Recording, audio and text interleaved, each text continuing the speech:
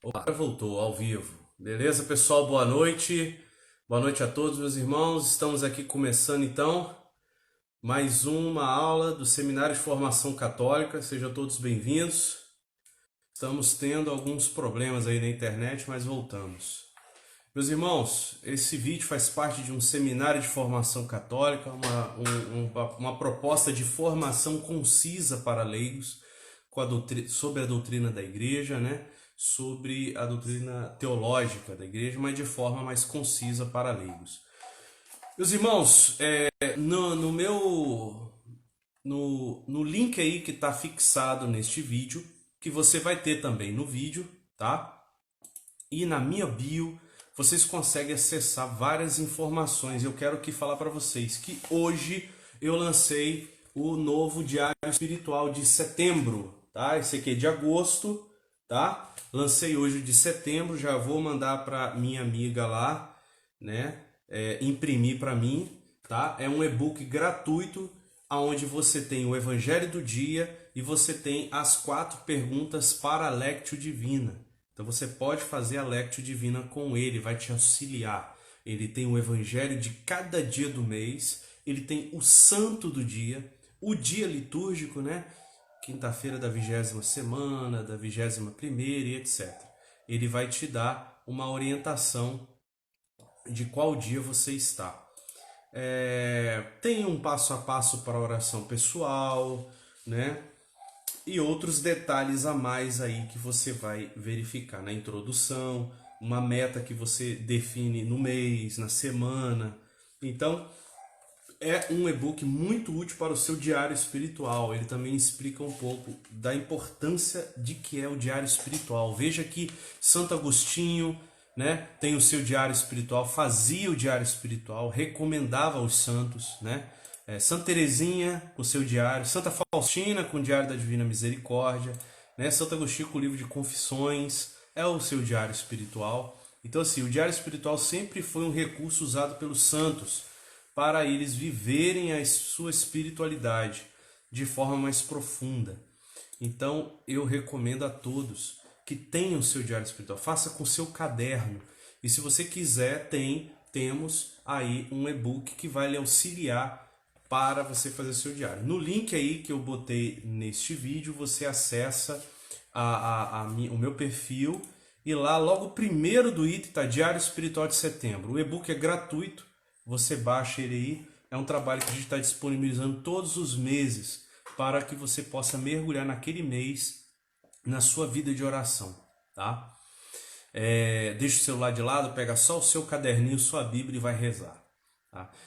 Também vamos recomendar o livro digital da Quaresma de São Miguel Arcanjo, tá?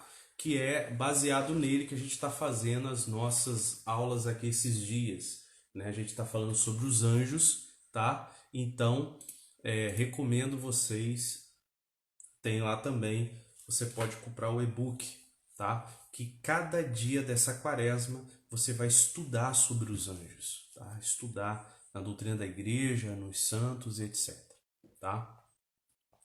Meus irmãos, pessoal aí do Facebook,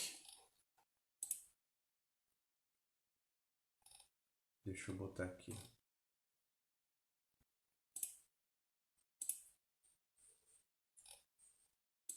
Beleza. Hoje nós vamos falar sobre a existência do diabo, né? A locução do Papa Paulo VI, tá? Não é eu que vou falar, é o próprio Papa que vai falar. Então vamos começar em nome do Pai, do Filho e do Espírito Santo. Amém. Senhor nosso Deus, nós pedimos a luz do Teu Espírito Santo, Senhor, para todo esse momento que nós vamos ler estas palavras e meditar sobre estes mistérios, para que estas verdades possam trazer uma profunda reflexão na nossa alma e servir para a nossa conversão, para a nossa santidade. Esse é o objetivo de todas as coisas que fazemos, Senhor. Contemplar a Tua glória e nos voltarmos mais para vós. Abençoai, Senhor, todo este momento, que possa ser frutuoso para todos. Louvado seja nosso Senhor Jesus Cristo, para sempre seja louvado. Ave Maria, cheia de graça, o Senhor é convosco. Bendita sois vós entre as mulheres, bendito é o fruto do vosso ventre, Jesus. Santa Maria, Mãe de Deus, rogai por nós, pecadores, agora e na hora de nossa morte. Amém. Meus irmãos, o Papa Paulo VI, no dia 15 de novembro de 1972, ele fez uma audiência, ok? Com o título Livrai-nos do Mal. Tá lá no site do Vaticano, tá? Está em espanhol e latim. Mas a gente tem aqui a tradução. No nosso e-book você vai conseguir a tradução. Na internet você também consegue, tá? No nosso e-book está tudo organizadinho aqui, o que a gente está estudando. Recomendo você adquirir. O Papa Paulo VI falou sobre a existência do mal e como isso é importante para a nossa santidade, como isso é importante para a gente crescer com Deus. Veja que interessante isso. Eu vou ler ipsiliter o que o Papa fala e a gente vai meditando aí. O Papa começa assim. Atualmente, quais são as maiores necessidades da Igreja? Preste atenção. Não deveis considerar nossa resposta simplista, ou até supersticiosa e irreal. Uma das maiores necessidades é a defesa daquele mal a que chamamos demônio. Olha como o Papa começa falando. Uma das maiores necessidades da igreja é se defender contra o demônio. Atualmente, ele está dizendo. E aí ele continua. Antes de esclarecermos o nosso pensamento, convidamos o vosso a abrir-se à luz da fé sobre a visão da vida humana, visão que deste observatório se alarga imensamente e penetra em singulares profundidades. Ele nos convida a abrir os olhos, perceber mais do que a gente entende. Continua ele.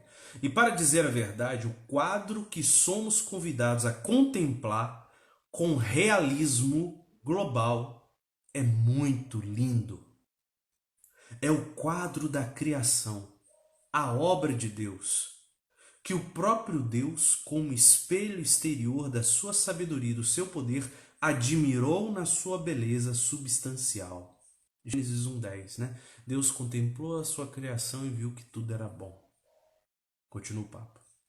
Além disso, é muito interessante o quadro da história dramática da humanidade, da qual emerge a da redenção, a de Cristo, da nossa salvação, e com seus magníficos tesouros de revelação, de profecia, de santidade, de vida elevada a um nível sobrenatural, de promessas eternas, conforme Efésios 1:10. Se soubermos contemplar este quadro, não poderemos deixar de ficar encantados. Tudo tem um sentido. Tudo tem um fim. Tudo tem uma ordem. E tudo deixa entrever uma presença transcendência, um pensamento, uma vida. E, finalmente, um amor. De tal modo que o universo, por aquilo que é e por aquilo que não é, se apresenta como uma preparação entusiasmante e inebriante para alguma coisa ainda mais bela e mais perfeita. E aí ele está falando do céu, né? Tá aqui conforme 1 Coríntios 2:9 e Romanos 8:19. Continua ele. A visão cristã do cosmos e da vida é, portanto, triunfalmente otimista. E esta visão justifica a nossa alegria e o nosso reconhecimento pela vida, motivo que, celebrando a glória de Deus, cantamos a nossa felicidade. Percebam que a locução é sobre o diabo. E percebam, olha o olhar do Papa. Já é um olhar de confiança, de que Deus é o Todo-Poderoso, providente, que mesmo no meio do mal está agindo de forma maravilhosa. É a visão otimista do cristão. Continua ele. Esta visão, porém, é complexa. É exata. Não nos importamos, porventura, com as deficiências que se encontram no mundo, com o comportamento anormal das coisas em relação à nossa existência? Sim, ele está perguntando aqui. É uma pergunta. Desculpa aqui, eu vou reler. Esta visão, porém, é completa, é exata? Não nos importamos, porventura, com as deficiências que se encontram no mundo, com o comportamento anormal das coisas em relação à nossa existência, com a dor, com a morte, com a maldade, com a crueldade, com o pecado, numa palavra, com o mal? Ele está dizendo assim, a gente é tão otimista que a gente não enxerga o mal, a maldade, tanta coisa ruim, e não vemos quanto mal existe no mundo, especialmente quanto à moral, ou seja, contra o homem e simultaneamente, embora de modo diverso, contra Deus? Não constitui isto um triste espetáculo? Um mistério inexplicável? O Papa se pergunta. E não somos nós, exatamente nós, cultores do verbo, os cantadores do bem, nós crentes, os mais sensíveis, os mais perturbados perante a observação e a prática do mal? E aí ele fala, encontramo-lo no reino da natureza, onde muitas de suas manifestações, segundo nos parece, denunciam a desordem. Depois, encontramo-lo no âmbito humano, onde se manifestam a fraqueza, a fragilidade, a dor, a morte e ainda coisas piores. Observa-se uma dupla lei constante, que por um lado quereria o bem e por outro se inclina ao mal. Tormento este que São Paulo põe em humilde evidência para demonstrar a necessidade e a felicidade de uma graça salvadora, ou seja, da salvação trazida por Cristo. Romanos 7. Já o poeta pagão Ovídio tinha denunciado este conflito interior no próprio coração do homem. Encontramos o pecado, perversão da liberdade humana e causa profunda da morte, porque é um afastamento de Deus que é fonte da vida. E também a ocasião e o efeito de uma intervenção em nós e no nosso mundo de um agente obscuro, o inimigo, o demônio. Então percebam que o Papa fala, diante de todo o mal nós vemos duas ações. Primeiro, o do pecado, do nosso pecado. E o segundo, de um agente obscuro, de um inimigo chamado demônio. E aí o Papa continua. O mal já não é apenas uma deficiência, mas uma eficiência.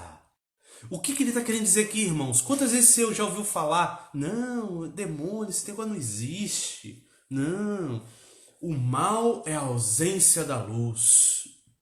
O mal existe, mas o mal é a ausência do bem. Não, meus irmãos. O Papa vai dizendo aqui. O mal já não é apenas uma deficiência, mas uma eficiência, um ser vivo, espiritual, pervertido e perversor. O Papa é claro. É importante a gente estabelecer certos marcos da nossa fé. E esse é um marco importantíssimo, porque o demônio quer se esconder e dizer que não existe para ele poder melhor agir. E é importante denunciar e reconhecer a existência de um mal concreto, de um mal que age, para poder desmascará-lo e vencê-lo. Continua o Papa. Trata-se de uma realidade terrível, misteriosa e medonha. Sai do âmbito dos ensinamentos bíblicos e eclesiásticos quem se recusa a reconhecer a existência desta realidade. Quem se recusa a reconhecer a existência desta realidade sai dos ensinamentos bíblicos e eclesiásticos. Não está em consonância com a igreja e com as Sagradas Escrituras. Esse é o Papa Paulo VI dizendo. Ou melhor, quem faz dela um princípio em si mesmo, como se não tivesse, como todas as criaturas, origem ou em Deus, ou a explica como uma pseudo-realidade, como uma personificação conceitual e fantástica das causas desconhecidas de nossas desgraças. Quer dizer, aquele que diz que não, o demônio. Tem também gente que fala isso, né? Que o demônio é o deus do mal. Tem o deus do bem e o deus do mal. Como se o demônio fosse um super poderoso. Também está errado. Não. O demônio é lá essas coisas, mas também ele não é só uma ausência do bem. Não, ele existe. Aí continua ele. O problema do mal, visto na sua complexidade em relação à nossa racionalidade, torna-se obsessionante. Constitui a maior dificuldade para a nossa compreensão religiosa do cosmos. Então o Papa reconhece a dificuldade que existe na compreensão do mal. Foi por isso que Santo Agostinho penou durante vários anos. Procurava de onde vinha o mal e não encontrava explicação. Santo Agostinho relatou isso em Confissões, no livro de Confissões. Continua o Papa. Vejamos então a importância que adquire a advertência do mal para a nossa justa concepção. É o próprio Cristo quem nos faz sentir esta importância. Primeiro, no desenvolvimento da história. Haverá quem não recorde a página tão densa de significado da tríplice tentação? E ainda em muitos episódios evangélicos nos quais o demônio se encontra com o Senhor e aparece em seus ensinamentos? E como não haveríamos de recordar que Jesus Cristo, referindo-se 3 vezes ao demônio como seu adversário, o qualifica como príncipe deste mundo? João 12:31, João 14:30 e João 16:11. Continua o Papa. E a ameaça desta nociva presença é indicada em muitas passagens do Novo Testamento. São Paulo chama-lhe Deus deste mundo. 2 Coríntios 4:4. E previne-nos contra as lutas ocultas que nós cristãos devemos travar não só com o demônio, mas com a sua tremenda pluralidade. Olha o que o Papa está dizendo. Nós temos que lutar com o demônio e com a sua pluralidade. Ele age de forma plural, de seus múltiplos agentes. E aí ele cita Efésios 6, né? Revestivos da armadura de Deus para que possais resistir às ciladas do demônio, porque nós não temos de lutar só contra carne e sangue, mas contra os principados, contra os dominadores deste mundo tenebroso, contra os espíritos malignos espalhados pelos ares. Eu achei estranho esse só que o Papa colocou aqui, entre parênteses. Ele acrescentou esse só. Eu vi no original também, no site do Vaticano, está lá esse só. Né? Porque nós não temos que lutar só contra a carne e o sangue, mas contra os principados, contra os dominadores deste mundo tenebroso, contra os espíritos malignos espalhados nos ares. Efésios 6. Continua o Papa. Diversas passagens do Evangelho dizem-nos que não se trata de um só demônio, mas de muitos. Um dos quais é o principal, Satanás, que significa o adversário, o inimigo. E ao lado dele estão muitos outros, todos criaturas de Deus, mas decaídas porque rebeldes e condenadas, constituem um mundo misterioso, transformado por um drama muito infeliz, do qual conhecemos pouco. Muito interessante isso que o Papa diz. Conhecemos, todavia, muitas coisas deste mundo diabólico, que dizem respeito à nossa vida e a toda a história humana. O demônio é a origem da primeira desgraça da humanidade. Foi o tentador pérfido e fatal do primeiro pecado, o pecado original. Gênesis 3, Sabedoria 1:24. Com aquela falta de Adão, o demônio adquiriu um certo poder sobre o homem, do qual só a redenção de Cristo nos pode libertar. Veja que a Bíblia fala isso, os santos falam isso, o Papa confirma aqui. Realmente o demônio tinha um poder sobre nós, do qual só a redenção de Cristo nos pode libertar. Trata-se de uma história que ainda hoje existe. Recordemos os exorcismos do batismo e as frequentes referências da Sagrada Escritura e da liturgia ao agressivo e opressivo domínio das trevas. Lucas 22:53. Ele é o inimigo número 1. Olha o que o Papa diz. o tentador por excelência. Sabemos, portanto, que este ser mesquinho, perturbador, existe realmente e que ainda atua com astúcia traiçoeira. É o inimigo oculto que semeia erros e desgraças na história humana. Deve-se recordar a significativa parábola evangélica do trigo e do joio, síntese e explicação do ilogismo que parece prescindir as nossas constantes vicissitudes. Mateus 13:2. É o assassino desde o princípio, o pai da mentira, como define Cristo. João 44:45. Versículos 44 e 45. Comeu aqui o capítulo, né? Comeu aqui o capítulo. Eu vou achar aqui no original. João 8. João 8, 44 e 45. Está aqui no site do Vaticano. É o insidiador sofista do equilíbrio moral do homem. O Papa está desmascarando a ação do diabo. Percebam, meus irmãos.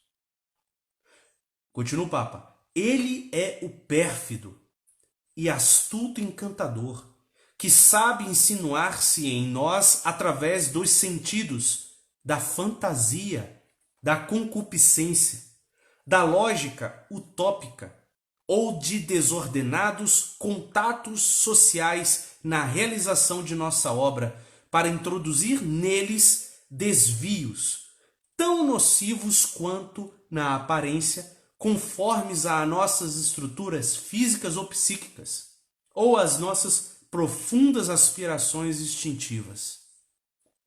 O diabo se infiltra em várias áreas da nossa vida, em vários modos de pensar, de agir. Este capítulo relativo ao demônio e ao influxo que ele pode exercer sobre cada pessoa, assim como sobre comunidades, sobre inteiras sociedades ou sobre acontecimentos, é um capítulo muito importante da doutrina católica, que deve ser estudado novamente, dado que hoje o é muito pouco. O é pouco. Algumas pessoas julgam encontrar nos estudos da psicanálise ou da psiquiatria ou em práticas evangélicas, no princípio da sua vida pública ou de espiritismo, hoje tão difundidas em alguns países, uma compreensão suficiente. Receia-se cair em velhas teorias maniqueístas ou em divagações fantásticas e supersticiosas. Hoje, algumas pessoas preferem mostrar-se fortes, livres de preconceitos, assumir ares de positivistas, mas depois dão crédito a muitas superstições de magia ou superstições populares. Ou pior, abrem a própria alma batizada, visitada tantas vezes pela presença eucarística e habitada pelo Espírito Santo, às experiências licenciosas dos sentidos, às experiências deletérias dos estupefacientes, assim como as seduções ideológicas dos erros da moda. Fendas estas por onde o maligno pode facilmente penetrar e alterar a mentalidade humana. Percebam como é fácil cair nessas ideologias, seduções ideológicas, diz o Papa, dos erros da moda.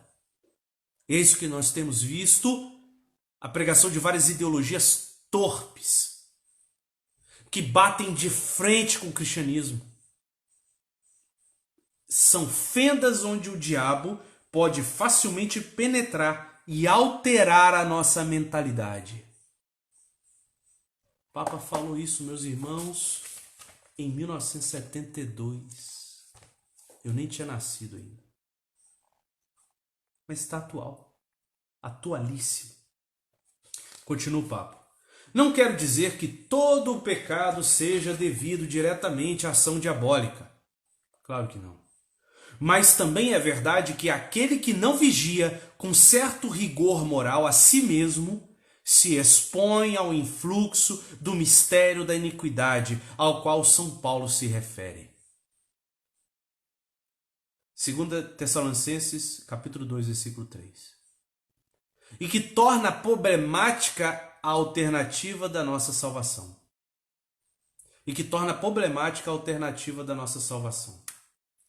Também Efésios 6:11 e Mateus 12:45. Tem também passagens correlatas. Continua o Papa. A nossa doutrina torna-se incerta, obscurecida, como está pelas próprias trevas que circundam o demônio. Percebo que é preciso vigiar. É preciso se vigiar. E diante de tanta maldade, a doutrina santa como que fica obscurecida, tampada por esses modismos, por essas mentalidades que atrapalham o ser humano, que atrapalham a gente enxergar a verdade. Por mais que ela esteja ali diante de nós, mas como que o diabo coloca uma fumaça entre nós e a palavra de Deus e a verdade.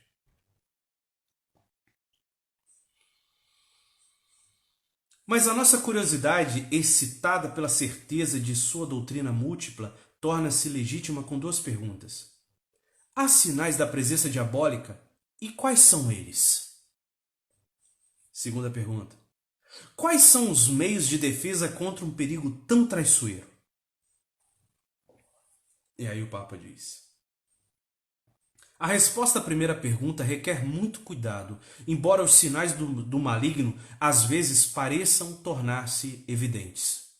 Podemos admitir a sua atuação sinistra, onde a negação de Deus se torna radical, sutil ou absurda. Onde o engano se revela hipócrita, contra a evidência da verdade.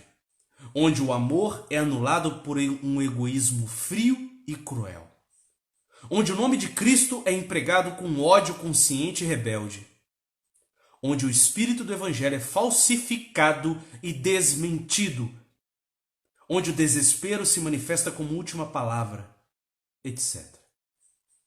Mas é um diagnóstico demasiado amplo e difícil que agora não ousamos aprofundar nem autenticar, que não é desprovido de dramático interesse para todos e ao qual até a literatura moderna dedicou páginas famosas.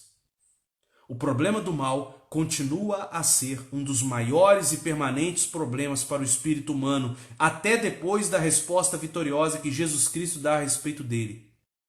Sabemos, escreve o evangelista São João, que todo aquele que foi gerado por Deus, Deus guarda-o, e o maligno não o toca. Primeira carta de João, capítulo 5, versículo 19. É um mistério, irmãos. A outra pergunta, que defesa, que remédio há para combater a ação do demônio? A resposta é mais fácil de ser formulada, embora seja difícil de pô-la em prática. Poderemos dizer que tudo aquilo que nos defende do pecado nos protege, por isso mesmo, contra o inimigo invisível.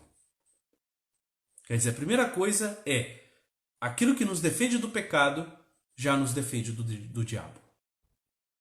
A graça é a defesa decisiva.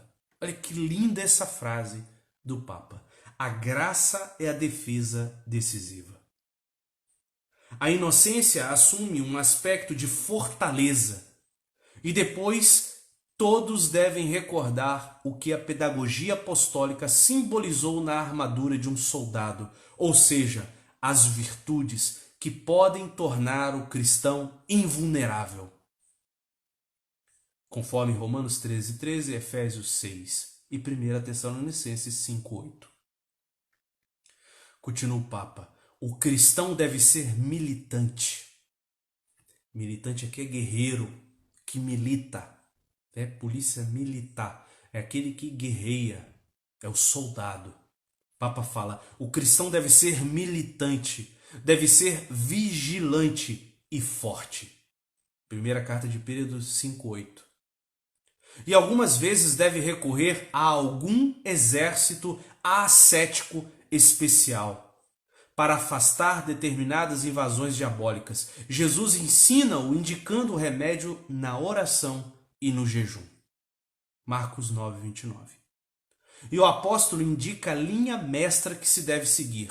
Não te deixes vencer pelo mal, vence o mal com o bem.